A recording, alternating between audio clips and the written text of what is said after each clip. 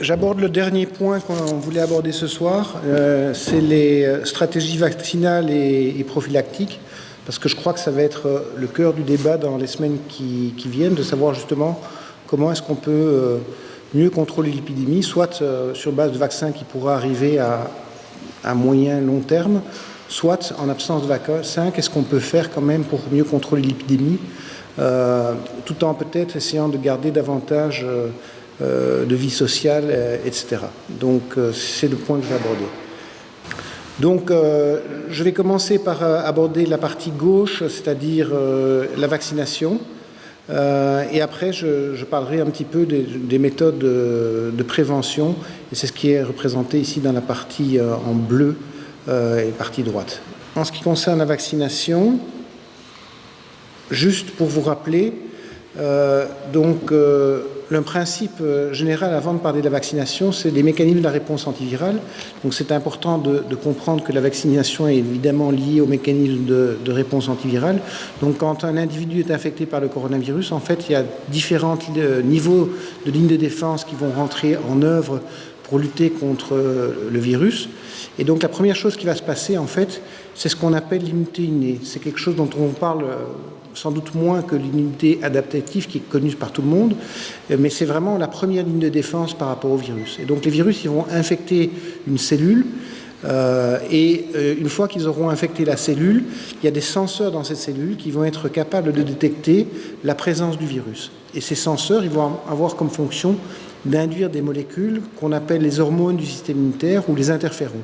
Et donc ces molécules d'interférons, en fait, elles vont avoir deux actions principales. La première action, ça va être d'aller directement reconnaître des récepteurs qui sont à la surface cellulaire de manière à engager des mécanismes de défense cellulaire. C'est-à-dire chacune des cellules de votre corps, en fait, a en elle-même la capacité de reconnaître des pathogènes qui l'infectent, et elle va être capable de mettre, quand elle détecte des pathogènes, des voies antivirales en œuvre de manière à essayer de lutter elle-même contre l'infection.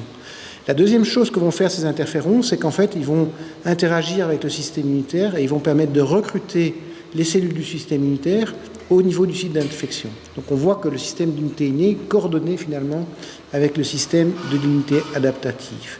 Et donc là, le système va être recruté au niveau du site d'infection.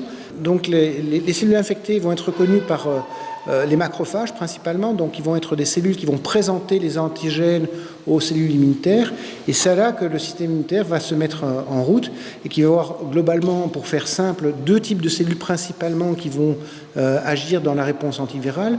D'une part, les lymphocytes B, qui vont être les cellules qui vont être capables de sécréter des anticorps, les anticorps qu'on détecte dans les tests sérologiques. Donc ce sont des molécules qui vont être capables de reconnaître les différentes protéines du virus de manière à pouvoir neutraliser l'infection virale. Et d'autre part, il y a une deuxième partie de cette immunité qui est ce qu'on appelle l'immunité cellulaire. Donc ce sont des cellules qu'on appelle T cytotoxiques, dont la fonction va être de reconnaître les cellules qui sont infectées et de les tuer spécifiquement, les cellules infectées. Et donc ça, c'est le système d'immunité adaptative. La grosse différence entre l'immunité innée et l'immunité adaptative, c'est que l'immunité innée, globalement, est peu spécifique et très rapide, alors que l'immunité adaptative, la mise en place va être plus longue. Par contre, elle est caractérisée par la mémoire et la grande spécificité. Donc c'est sur base de cette fameuse capacité à stimuler l'immunité humorale et cellulaire qu'ont été développées les procédures et les principes de la vaccination.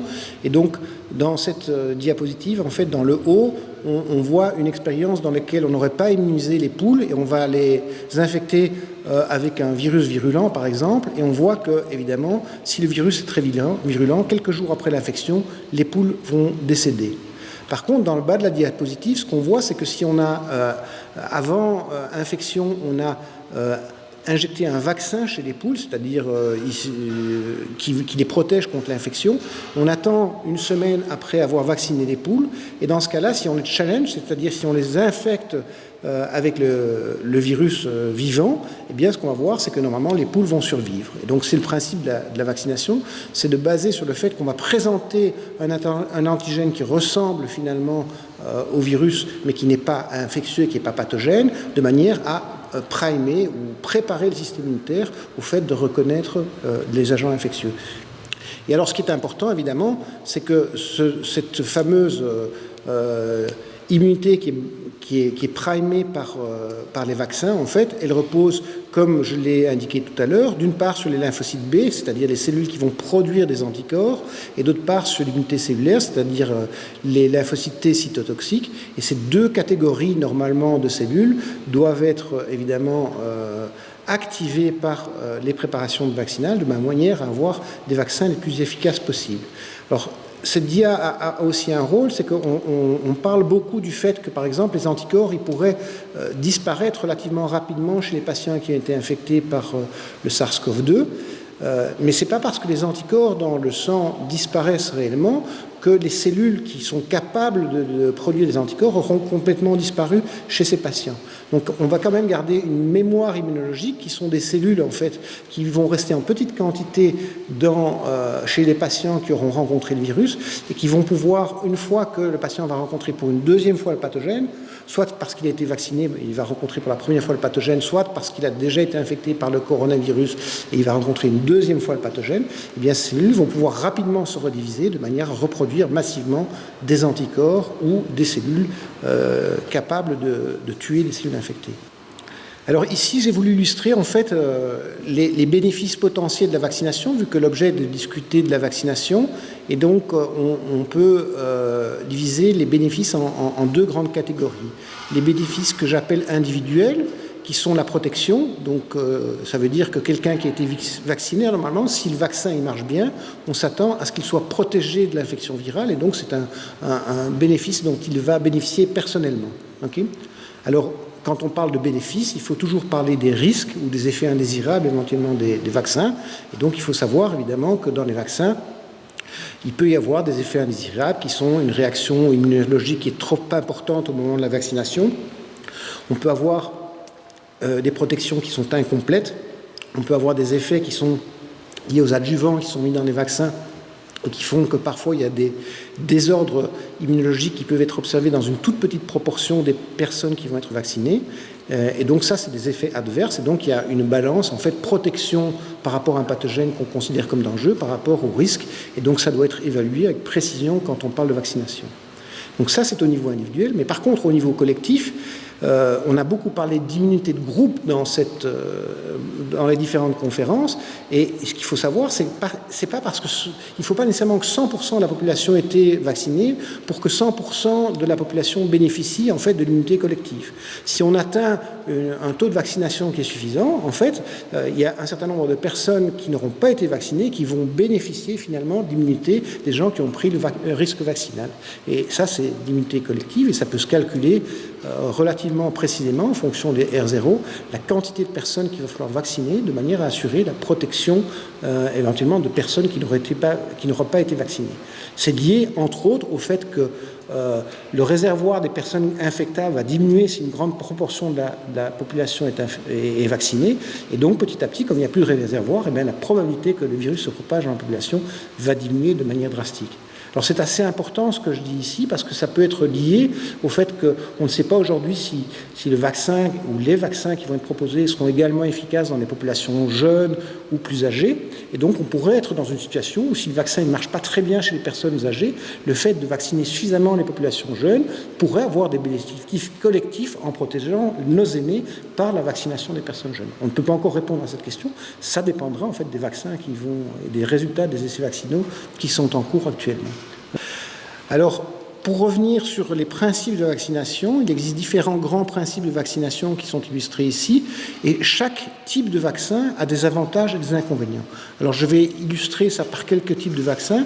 Alors, par exemple, les virus atténués ou inactivés. Par exemple, un virus inactivé, eh bien, c'est typiquement les anciens vaccins polio, c'est-à-dire qu'on produisait au laboratoire des virus dans des systèmes de culture cellulaire, et ces virus étaient traités avec des agents chimiques de manière à pouvoir complètement les inactiver. C'est-à-dire qu'on gardait l'ensemble des constituants du virus pour injecter ça à des personnes qu'on va vacciner, mais le virus n'était pas capable de se répliquer parce qu'il avait subi des traitements chimiques, il était complètement inactivé. Alors une stratégie alternatives, c'est par exemple les virus atténués, c'était par exemple les vaccins contre la variole. En fait, c'était des virus qui étaient très atténués, donc qui étaient capables de se répliquer chez les personnes qui étaient vaccinées, mais qui n'étaient pas capables de donner de maladie. Et donc, c'était sur cette base-là qu'était acquis la protection vaccinale. Alors, maintenant, on a des méthodes qui sont plus modernes, c'est des vecteurs viraux ou les pseudoparticules virales. Alors, un vecteur viral, typiquement, la manière dont on construit ces vaccins, en fait, ce sont des vaccins qui vont être basés sur le fait qu'on a effectivement un système qui est capable de se répliquer, mais où on va changer une partie des protéines d'un virus qui peut pathogène chez l'homme par une des protéines du virus contre lequel on veut vacciner, et donc ces virus vont être utilisés pour pouvoir vacciner les personnes. Alors on a encore des méthodes plus sûres, c'est ce qu'on appelle des pseudoparticules virales, c'est-à-dire qu'on va s'arranger pour avoir des systèmes dans lesquels on est capable de produire des virus seulement dans le laboratoire, qui vont être, parce qu'on a des systèmes cellulaires qui vont produire des virus qui sont compétents, mais ces virus seront capables de rentrer dans la cellule, mais ne seront pas capables de faire un nouveau cycle d'infection chez le patient, et donc ça confère davantage de sécurité. Et enfin, on a ce qu'on appelle les vaccins à sous-unité protéique, c'est-à-dire que cette fois-ci, on va faire des protéines purifiées spécifiquement de tel ou tel vaccin, donc il n'y a pas du tout d'agent capable de se répliquer, et on va injecter ces préparations aux personnes vaccinées. Et les vaccins ADN-ARN, dont on parle beaucoup actuellement, vu que c'est une nouvelle stratégie, eh bien, ça consiste à injecter chez les personnes qui vont être vaccinées soit de l'ARN, soit de l'ADN, et ce matériel génétique va s'exprimer dans les cellules de manière à produire des antigènes qui vont être détectés par le système immunitaire et contre lequel la réponse immunitaire va être engagée. Alors là, je vais aller très rapidement. Alors quand on développe un vaccin, ce qui est important, c'est d'avoir un modèle animal. Alors ce qu'il faut savoir, c'est que souvent, c'est une grande difficulté dans les vaccinations. Un des intérêts, le désavantage aujourd'hui, c'est qu'il y a déjà plusieurs modèles animaux qui sont disponibles contre les coronavirus comme le SARS-CoV-2. Le hamster est très utilisé actuellement. La souris est un modèle animal qui est plus complexe dans la mesure où naturellement la souris n'est pas susceptible à l'infection par le coronavirus, par le SARS-CoV-2. Par contre, on peut modifier génétiquement les souris de manière à ce qu'elles expriment le récepteur ACE2 humain, et ça fait des souris qui pourront être sensibles cette fois-ci au coronavirus et qu'on peut voir utilisées dans des études vaccinales. Et les singes, évidemment, sont des outils d'étude extrêmement importants en préclinique, parce que on sait très bien que la vaccination chez les singes permet de suivre effectivement l'efficacité vaccinale. Et alors malheureusement, les singes ne font pas des maladies à coronavirus comme on le voit chez l'homme, mais toutefois on peut suivre si la vaccination permet de protéger les singes de l'infection du virus et de la réplication efficace du virus. Et donc c'est vraiment un outil extrêmement précieux dans le contexte des vaccinations coronavirus. Alors ça, c'est juste pour vous montrer brièvement qu'il y a on en avait parlé la dernière fois, donc il y a des vaccins qu'on appelle en préclinique. Donc il y a environ 300 vaccins en essai préclinique actuellement, et exploratoires et précliniques. Et actuellement, donc, il y a les vaccins qui sont en phase 1, phase 2 et phase 3. Donc pour rappel, la phase 1, c'est la phase où on va montrer que les vaccins ne sont pas toxiques chez l'homme. La phase 2, c'est la phase où on va cette fois-ci injecter les préparations vaccinales à un nombre un peu plus important de patients, de l'ordre de 500, pour s'assurer que la toxicité, qu'il n'y a pas de toxicité des préparations vaccinales, mais également que l'immunité est correctement induite. Et la phase 3, c'est vraiment le goulot d'entraînement. C'est à ce moment-là qu'on va faire la preuve d'efficacité. Et donc aujourd'hui, donc ça, les chiffres ici qui sont présentés ici, il y avait 6 vaccins en phase 3 début septembre. Aujourd'hui, il y en a 9 en phase 3. Et ce qui est intéressant de regarder, si vous regardez le code couleur ici, c'est que sur les 6 qui avaient début septembre, il y en a 3 qui étaient des virus inactivés, il y en a 2 qui étaient des vecteurs viraux non réplicatifs, et il y en a 2 qui étaient des vaccins à RNA. Donc on voit que les catégories de préparations vaccinales qui sont utilisées sont très différentes. Et ça, c'est très important parce que chaque type de vaccination va induire différentes qualités de réponse immune. Certaines vaccinations vont davantage induire l'immunité humorale et moins l'immunité cellulaire, d'autres vont très bien induire les deux types d'immunité, donc on peut s'attendre à des résultats assez différents en termes de protection et de stabilité de la réponse antivirale en fonction des types de préparation vaccinale. Et sur la gauche, pour ceux qui s'intéressent, est indiqué en fait dans les différents continents quelle est l'origine des vaccins, c'est-à-dire est-ce que c'est des vaccins qui ont été produits par le public en bleu foncé, en bleu clair par l'académique et enfin par l'industrie ou les compagnies pharmaceutiques en rouge typiquement l'industrie. Donc on voit qu'il y a également une proportion des vaccins développés actuellement qui proviennent de l'académique et du secteur public. Alors, en ce qui concerne les stratégies de vaccination, si on arrive à avoir un vaccin, il y aura évidemment, avant que ça soit disponible pour toutes les populations, on devra probablement mettre des priorités de santé.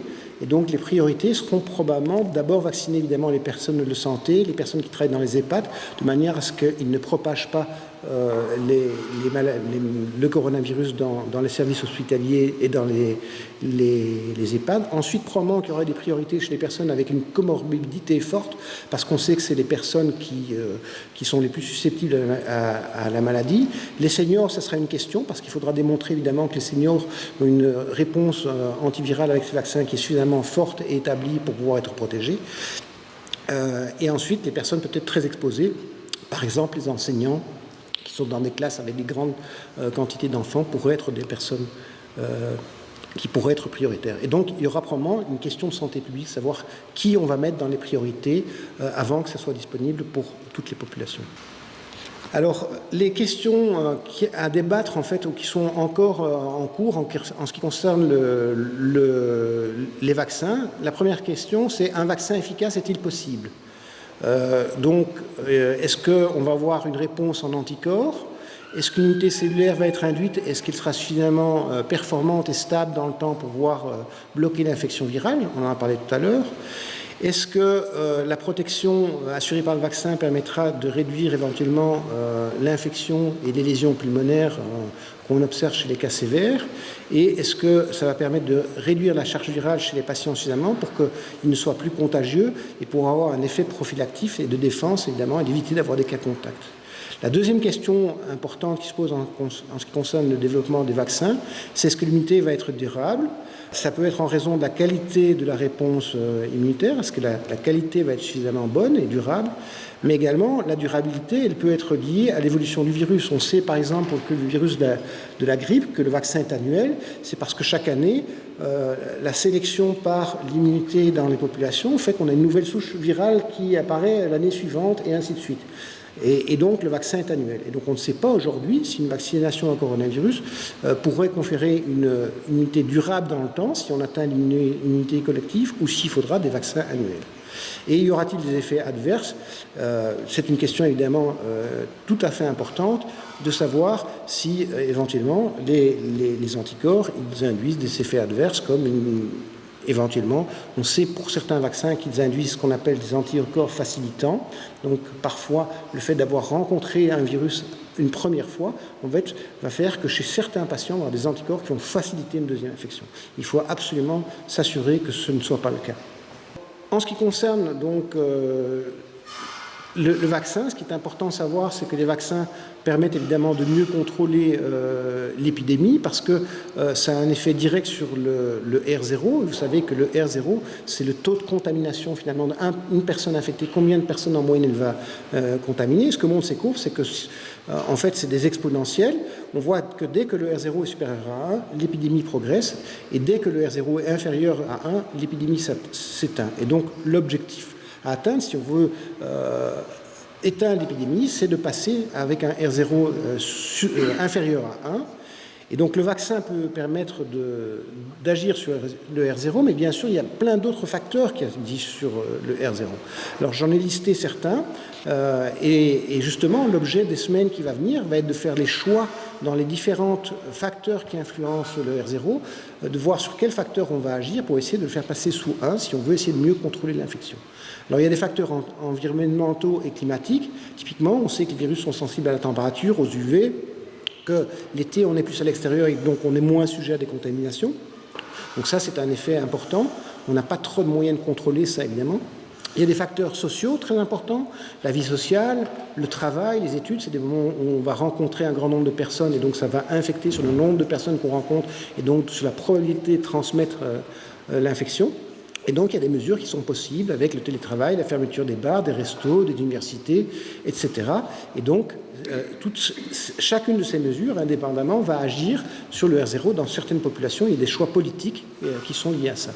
Ensuite, il y a les mesures que je classifie dans l'hygiène, la désinfection, les masques, les ventilations, la climatisation, et le fait donc de protéger les autres si on est malade en s'isolant.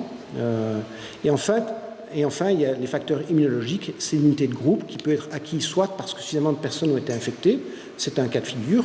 On a vu que dans certains endroits dans le monde, on est proche d'atteindre ce taux, soit par la vaccination. On espère qu'on aura peut-être des vaccins qui nous permettent d'avoir l'immunité de groupe sans avoir autant de décès qu'attendu par l'immunité de groupe, simplement par le laisser-aller de l'épidémie. Alors, je crois que je vais terminer là-dessus, qui illustre assez bien les choses. C'est qu'en fait, c'est la théorie du gruyère ou la stratégie du gruyère. Ce qu'on voit bien, en fait, c'est que finalement, on a un virus qui se propage dans les populations, et ce qu'on voit, c'est qu'on peut agir à différents niveaux, et on entend beaucoup dans la presse savoir, oui, mais la fermeture de ceci, ce n'est pas utile, parce qu'en fait, c'est pas là principalement qu'on se contamine, donc ça peut être dit pour les universités, ça peut être dit pour les bars, ça peut être dit pour les restaurants, ça peut être dit pour les écoles, et chacun, évidemment, considère que une mesure prophylactique n'est pas efficace. Mais en fait, la stratégie prophylactique, elle est liée au fait qu'on va empiler différentes couches de gruyère, parce que chaque couche n'est pas complètement perméable au virus. Et si on a suffisamment de couches de gruyère qui vont s'empiler, eh bien, l'objectif, ça doit être à des mesures prophylactiques telles que le R0, il passe sous 1. Et à ce moment-là, on sera en capacité de contrôler l'épidémie et donc de pouvoir, après, revenir dans une situation où on reprend une vie la plus normale possible. Et donc, ça, c'est justement, je vais terminer là-dessus, c'est ça l'objet du débat politique peut-être, c'est de savoir quelles sont les tranches de gruyère qui sont acceptables socialement et quelles sont les tranches de gruyère qui ne sont pas acceptables socialement ou économiquement. Et chacun, évidemment, a un système de valeurs qui va être différent, qui fait qu'on va privilégier telle ou telle tranche de gruyère dans les décisions politiques. Je crois que je vais m'arrêter ici, comme ça je vais laisser du temps pour le débat, parce que je crois que c'est une dia qui introduit peut-être bien le débat. Voilà, je vous remercie pour votre attention et je remercie ceux qui sont venus ici en présentiel.